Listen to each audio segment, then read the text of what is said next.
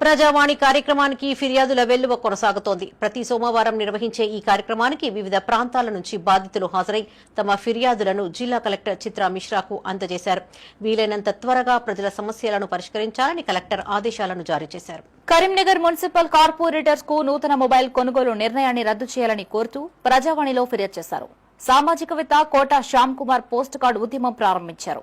అనంతరం మొబైల్ ఫోన్ల కొనుగోలుకు వ్యతిరేకంగా రూపొందించిన వాల్ పోస్టులను విడుదల చేశారు. సుమారు 28 లక్షల రూపాయలతో కార్పొరేటర్లకి మొబైల్ ఫోన్లు కొనుగోలు చేయడం ఏంటని కోట శ్యామ్ కుమార్ ప్రశ్నించారు. ప్రజాధనం దుర్వినియోగమయ్యే ఇలాంటి ఆలోచనల్ని విరమించుకోవాలని సూచించారు. మొబైల్ ఫోన్ల నిధులతో తీగల వంతెనను బాగు చేయాలని, తీగలగుట్టపల్లి రైల్వే గేట్ పూర్తి చేయాలని కోరారు. ఇటు జీవోను తక్షణమే రద్దు చేయాలని డిమాండ్ చేశారు. లేని ఎడల పెద్ద ఎత్తున ఉద్యమిస్తామని హెచ్చరించారు.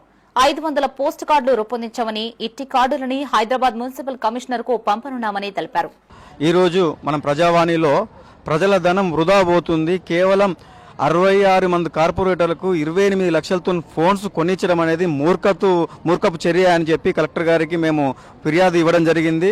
దయచేసి ప్రజాధనాన్ని ఎలా యూటిలైజ్ చేయాలో అలా యూటిలైజ్ చేయాలి. రోడ్డు సమస్యలు బాగా ఉన్నాయి, వాటర్ సమస్య ఉంది, కరీంనగర్లో వివిధ సమస్యలు, మున్సిపాలిటీ సమస్యలు ఎన్నో ఉన్నాయి. అయినప్పటికీ కూడా 28 లక్షలతో కేవలం చరవాణిలు ఫోన్లు కొనుక్కొని ఎంజాయ్ చేయడానికి చూస్తున్నారంటే ఎంత సిగ్గుచేటో అర్థం చేసుకోవాలి.